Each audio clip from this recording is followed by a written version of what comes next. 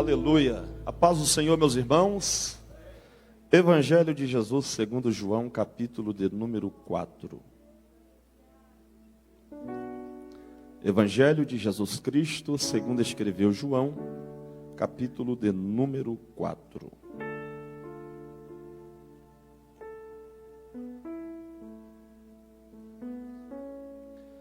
Evangelho de Jesus, segundo escreveu João, capítulo de número 4. Quem encontrou em um alto e bom som, diga amém.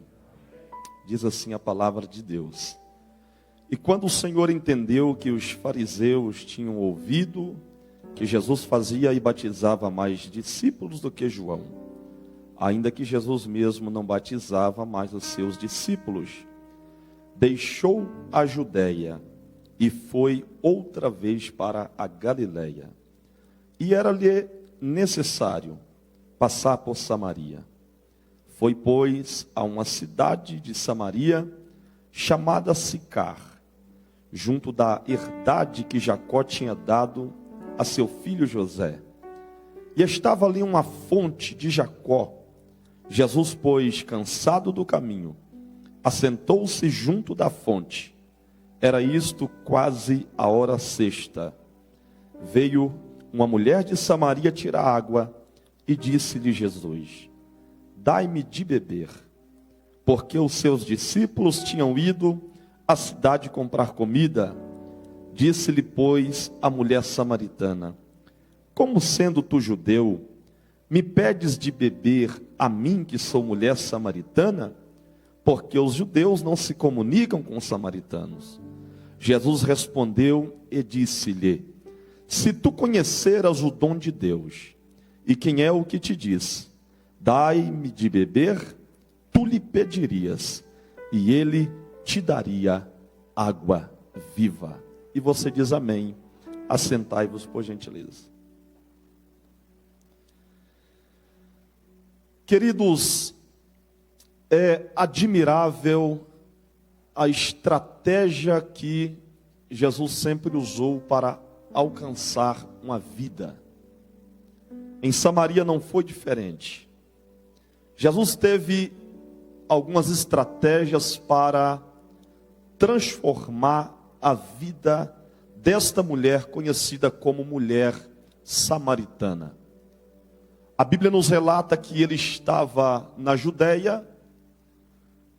Os seus discípulos estavam com ele, e quando você analisa os evangelhos, você vai ver que sempre os evangelhos vão relatar que Jesus estava em uma cidade, estava em outra, porque a sua tarefa até então era uma tarefa inacabada. Ele, em todo o tempo que ele tinha, ele aproveitava ao máximo cada minuto, cada segundo, para estar indo de encontro a vidas que de fato necessitavam ser alcançadas. Ele abria mão dos grandes eventos, das grandes festividades, abria mão de estar ao lado de pessoas importantes e procurava pessoas que, pelo olhar da sociedade, eram desprezíveis. E Jesus, este dia, na Judeia, a Bíblia diz que ele decide ir para a Galileia. Havia dois caminhos para ele chegar até a Galileia. O primeiro caminho era passando dentro do próprio território da Samaria, que era um caminho de 3 dias de viagem. E o segundo caminho era um caminho mais longo, que era passando pelas bandas do Jordão, que era caminho de 6 dias de viagem. Todo judeu naquele tempo preferia passar pelas bandas do Jordão, que era o caminho mais longe. Tudo isso pelo fato de eles terem um preconceito para com os samaritanos.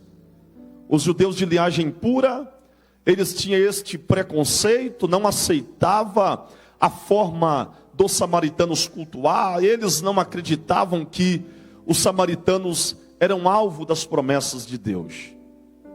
No ano 522 a.C., o cativeiro assírio adentrou dentro de Samaria. Samaria até então era respeitado, o povo era respeitado como judeus de linhagem pura. Mas quando o cativeiro assírio, no ano de 522 a.C., adentrou, eles acabaram misturando os povos. No ano 603 a.C., eles também foram alvos do cativeiro babilônico, que também acabou trazendo, implantando deuses naquele contexto. O povo agora deixa de ser um povo de linhagem pura, e agora vivem esta rivalidade, esse preconceito. Nem o povo de Samaria aceitavam os judeus de Jerusalém, e nem o povo do contexto de Jerusalém aceitavam o povo de Samaria. Havia esta rivalidade. Jesus então, neste dia, quando ele decide ir para a Galileia, ele vai fazer algo que, ao olhar dos seus discípulos, na ótica dos seus discípulos, era errado. Jesus não deveria ter o comportamento que ele vai ter. Jesus não deveria ter a atitude que ele vai ter. Mas Jesus nunca pediu permissão para ninguém para agir e trabalhar, porque a forma de agir, de trabalhar de Jesus é a correta, é a certa. E ele sempre trabalha de um jeito que a humanidade às vezes pensa que para ele fazer precisa estar dentro do nosso contexto religioso, e às vezes ele ultrapassa a nossa religiosidade para fazer aquilo que, ao olhar da humanidade, é errado. Ele está caminhando e de repente ele adentra no contexto de Samaria. Conjecturo eu que os discípulos, quando olham que Jesus está entrando naquele contexto, os discípulos olham e falam: peraí, mas o que é que o mestre está fazendo? É comum nós passarmos pela banda do Jordão, mesmo que um caminho mais distante, do que entrar no contexto samaritano, que é um povo desprezível aos nossos olhos e que nós não aceitamos. Nós temos preconceito. Eles não falam nada para Jesus. Eles aceitam o que Jesus vai fazer e eles começam a caminhar, seguindo Jesus no caminho que ele está tomando. E a Bíblia diz que Jesus, então, depois de caminhar um longo percurso, ele chega em uma região de deserto e ali estava um poço. Este poço foi perfurado provavelmente no século 18 pelo patriarca Jacó. Quando ele estava saindo em peregrinação, Deus falou com ele, ali ele abriu aquele poço, tomou daquela água, deu ao seu gado, à sua família. E Jesus ali chega, e quando ele chega naquele poço, ele se assenta. Quando Jesus se assenta, olha o que a Bíblia vai dizer: e os discípulos tinham ido à cidade comprar comida. Quando Jesus se assenta, ele dá uma ordem aos seus discípulos, porque eles estão famintos pela viagem. E a ordem de Jesus é: vá à cidade mais próxima comprar alimento. E o que me intriga é que Jesus, ele não pede para uma pessoa comprar pão. Porque hoje, se você pedir para um adolescente de 10 anos de idade para ir numa panificadora, uma confeitaria, ele vai tranquilo, ele volta e traz tudo que você pediu sem problema nenhum. Jesus pediu para 12 homens: vá comprar alimento. Eles não caiu a ficha naquele momento, não entenderam, porque a forma que Jesus trabalha vai muito além da compreensão humana. Às vezes Deus trabalha de um jeito que a gente observa o cenário, não entende nada do que Deus está fazendo, e às vezes toma atitude sem saber. Mas é uma estratégia de Cristo para que ele venha realizar algo que ele tem que realizar. Ele mandou 12 homens para a padaria e ficou sozinho. Alguém não poderia cair a ficha no momento e dizer: peraí, para que 12 ir e deixar o nosso mestre sozinho, assentado à beira de um poço? Mas eles foram. É Deus agindo. Jesus manda eles à padaria comprar pão, a cidade mais próxima, porque a estratégia de Cristo é alcançar uma mulher que vive uma vida extremamente conturbada, frustrada, sem perspectiva, sem expectativa, e nós bem sabemos, pelo que conhecemos sobre os samaritanos e sobre os judeus, que um homem conversar naquela região, à beira de um poço, é um espaço público onde todos frequentavam, um homem conversar com uma mulher que não era sua esposa, que não era da sua família, era algo que no olhar daquele povo poderia causar até a morte da mulher. Jesus, sabendo que eles não teriam estrutura para um particular que ele tinha, o que é que ele fez? Vão todo mundo comprar pão. Às vezes nós não compreendemos. Deus às vezes trabalha de uma forma que a gente não entende. Existe um momento que Deus afasta pessoas. Existe um momento que Deus nos coloca em um espaço onde é somente eu e Ele. É somente você e Ele. Para quê? É o particular que Cristo quer ter conosco, para gerar uma transformação, uma mudança na minha vida. Porque eu posso ir pregar, ganhar almas, mas primeiro o interesse de Cristo é fazer a obra em mim, para depois fazer a obra através de mim. Primeiro Ele quer transformar a nossa vida, para que através da nossa vida, outras vidas sejam transformadas. Para eu apresentar o reino de Deus, este reino precisa estar estabelecido na minha vida. Qualquer estratégia de Jesus, eu quero alcançar esta cidade. Eu quero alcançar esta aldeia. E eu já tenho a pessoa certa para isso. Jesus pega a pessoa mais frustrada da região. Jesus pega a pessoa mais desqualificada no olhar daquelas pessoas daquela região. Jesus faz ela tomar uma decisão que ela não deveria ter tomado, para ter um encontro transformador com aquela mulher. Jesus faz pessoas se retirarem, porque não entenderiam o que ele ia fazer. E de repente, enquanto Jesus está sentado à beira daquele poço, perto do meio-dia, a Bíblia diz que lá na aldeia de Sicar, esta mulher, que a Bíblia não diz o nome, simplesmente é chamada de mulher samaritana. Essa mulher vai tomar uma decisão na sua vida. Só que, queridos, não era o horário desta mulher tomar essa decisão que ela vai tomar. Há perigos que vão ser enfrentados mediante a decisão que ela vai tomar. A decisão que ela vai tomar pode lhe causar até a morte. Qual é a decisão que esta mulher toma? Perto do meio-dia, ela decide ir naquele poço exatamente onde Jesus estava para buscar água. No percurso até chegar naquele poço, era comum naquele tempo, naquela estrada, naquele trajeto, haver salteadores, haver homens perigosos, pessoas perigosas, que poderiam simplesmente tirar-lhe a vida. Mas há um sentimento dentro dela que fala mais alto do que qualquer raciocínio lógico, que está dizendo para ela: vem até o poço. Isso acontece conosco às vezes. Existem momentos que nós chegamos aqui na igreja, que a gente chega aqui e não sabe nem como conseguiu chegar. Mas existe algo mais forte, que quando estamos na nossa casa, ou em algum outro lugar, existe um sentimento que fala bem forte aqui dentro, dizendo: vem até o culto.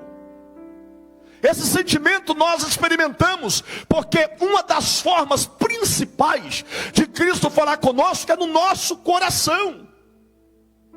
Lembra dos discípulos do caminho de Emaús, quando eles disseram: porventura não ardia os nossos corações enquanto ele falava? Porque uma das formas dele falar conosco é no nosso coração. E eu acredito que a decisão que aquela mulher vai tomar de transformação, de ir até aquele poço, não é outra a não ser a voz de Cristo, que está dizendo: chega, basta, eu quero dar um fim nesse sofrimento, venha, toma uma decisão.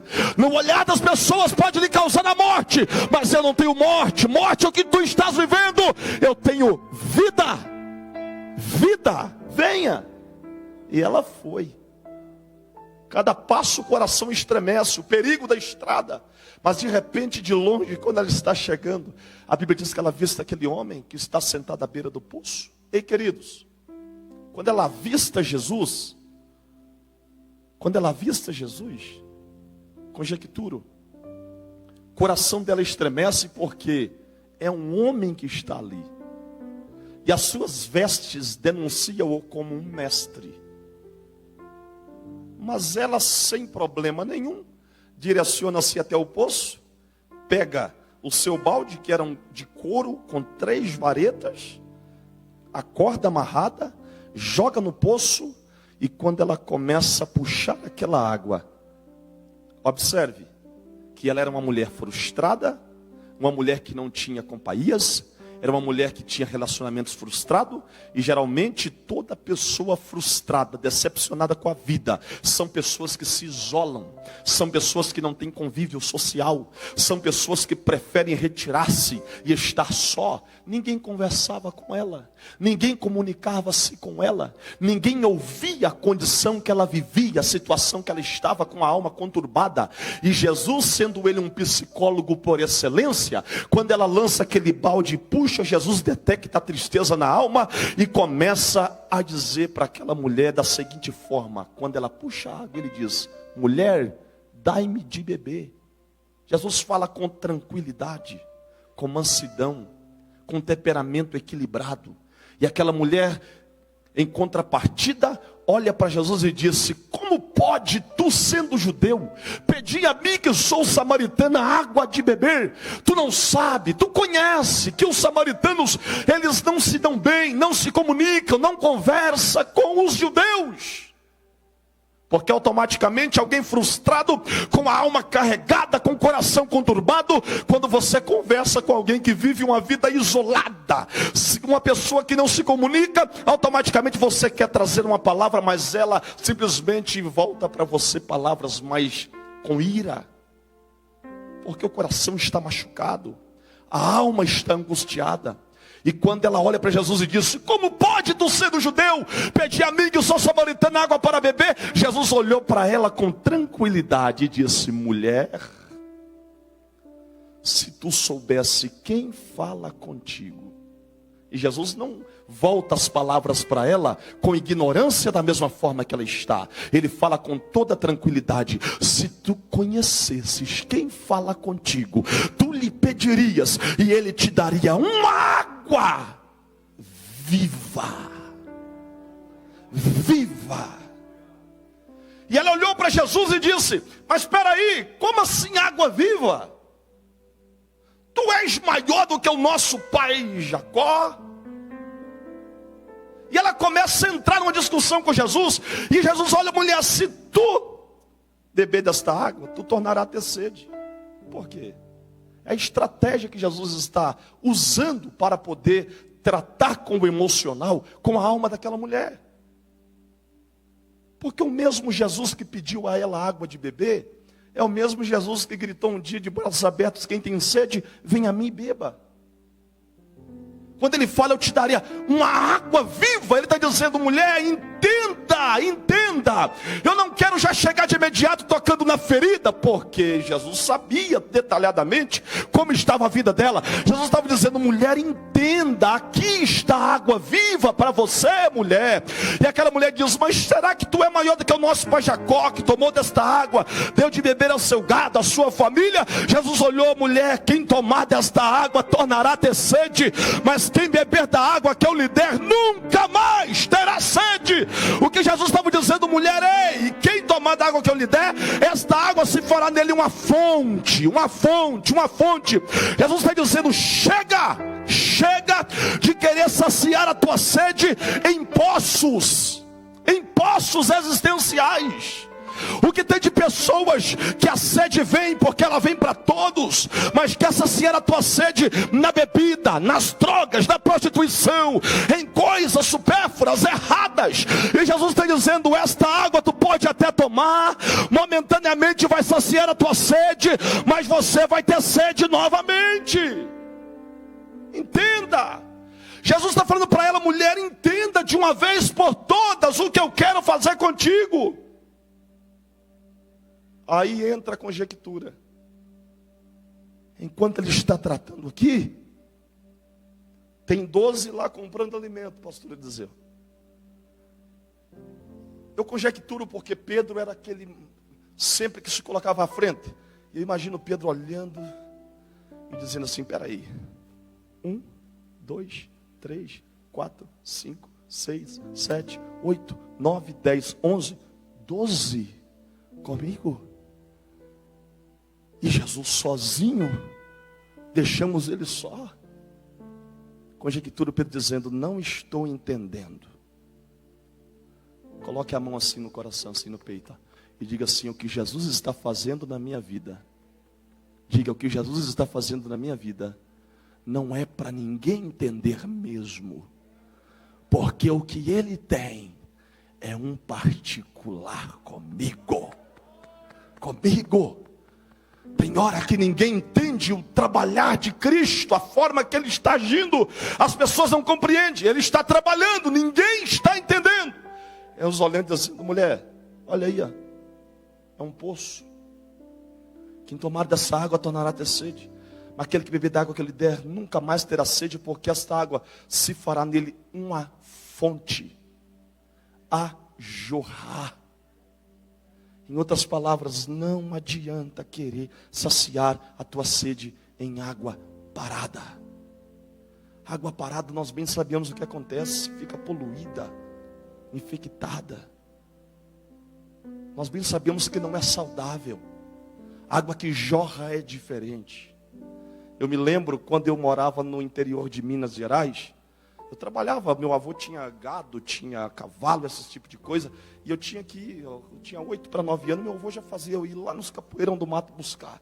E eu buscava e descia da serra, os cavalos tudo com sede. A gente chegava ali naquele ribeiro que passava, e eles iam, pisavam na água, tomavam água, viravam barro, mas aquela água vinha jorrando, ia limpando aquela sujeira, e de repente a água ficava clarinha, branquinha novamente. Diferente do poço, que a água estava sempre escura, suja.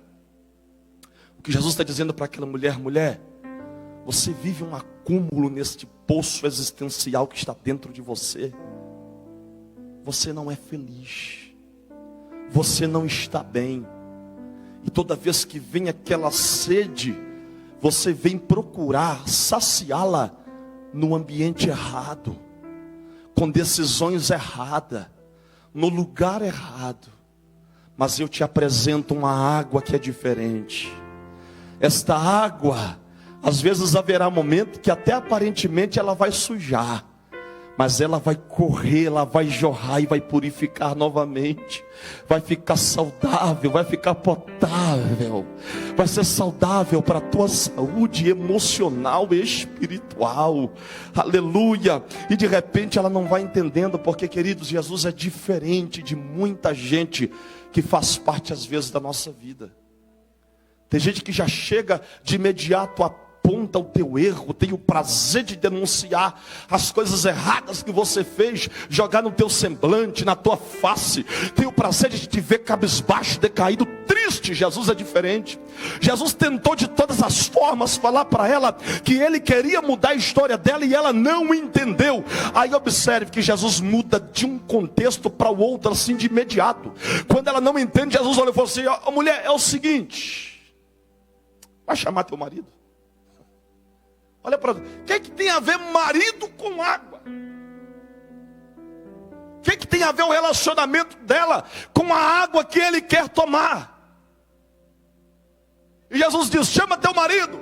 Ou seja, já que eu quis tratar contigo de uma forma que não mexesse na ferida, e você não entendeu, então a coisa vai estreitar um pouquinho, e eu vou mexer exatamente onde você talvez não quer que ninguém mexa. Deus quer tratar conosco, às vezes, de uma forma que nós não venhamos sentir tanto impacto, e a gente não entende. É por isso que às vezes Ele estreita um pouquinho. Aí a gente olha e diz: Deus não me ama. Deus te ama sim. Ele só quer tratar com você aonde, na área que precisa ser tratado. E Ele quer tratar de jeitinho que você, com jeitinho que você não venha ficar ofendido, machucado, mas você não está entendendo. Aí, como Ele já está tendo esse particular com você, aí vai ser necessário Ele mexer na ferida. Chama teu marido. Aí ela pensa que vai enganar Jesus. E diz assim: eu não tenho marido. É tudo para um projeto missionário. Eu não tenho marido. Aí Jesus olhou para ele e disse assim: disseste bem, porque tiveste 5, e o que agora está contigo não é teu. Como ela não entendeu da melhor maneira que Jesus queria tratar, Jesus agora revela a sua natureza divina, a sua onisciência. Quando ele diz para ela: tiveste 5, e o que agora tu estás com ele não é teu. Ele está dizendo: no teu primeiro relacionamento frustrado, eu já estava vendo tudo. No teu segundo, terceiro, quarto, quinto relacionamento, até nesse aí, que o marido não é teu, tu acha que eu não estou vendo nada. Eu sei de tudo. Nada pode fugir do olhar do meu Jesus. Ele vê todas as coisas. Posso esconder do pastor, posso esconder da família, posso esconder da igreja, posso esconder de todos os olhares humanos, mas diante dos olhos que é como chama de fogo, nada, absolutamente nada fica oculto. Nada. Quando ele fala para ela, demonstra a sua natureza divina, que conhecia toda a história dela, a situação que ela se encontrava, o que é que ela faz? Peraí, isso aí não é qualquer um não. Ela bate o joelho no chão, olha bem para Jesus e diz: Rabi, vejo que tu és profeta. Vejo que tu és profeta. Fica de pé comigo em nome de Jesus. Ela começa um questionamento: onde deve adorar, onde não deve adorar. E enquanto ela está nesse questionamento, de repente, vem os padeirinhos com o alimento para Jesus. A comida, vem trazendo a comida, com uma ansiedade, porque, queridos, não tem pessoa mais ansiosa do que o ser humano para poder tentar investigar o que é que está acontecendo na nossa vida, né? Isso aí é normal do ser humano. A gente é curioso demais. Vê que Deus está tendo ali um encontro, as coisas estão fluindo para o irmão. A gente já quer estar por dentro para ver o que está acontecendo, onde é que Deus está abençoando, o que Jesus vai fazer ali. Isso aí é normal da gente. Está vindo todo mundo com pressa. Vamos ver o que é que está acontecendo lá. Vamos ver. Enquanto isso, Jesus está trabalhando na vida dela, transformando aquela vida. E o encontro ali transformador foi rápido. Ela se levanta, e a Bíblia diz que ela olhou para Jesus, abriu mão do cântaro que ela carregava, porque para fazer para Deus a gente sempre vai ter que abrir mão de alguma coisa. Todos que Deus chamou e que aceitou o chamado, eles renunciaram a alguma coisa. Todos. Pedro renunciou à sua empresa de pesca. Amós cuidava de boi e abriu mão de tudo para ser profeta. Eliseu estava no arado, abriu mão daquilo para simplesmente ouvir o seu chamado profético. Todos, para fazer a vontade de Deus, vai ter que abrir mão de alguma coisa. Ela abriu mão daquele cântaro. E ela disse para Jesus: vou até Samaria anunciar que Ele é o Cristo. E Ele conhece tudo aquilo que eu tenho feito.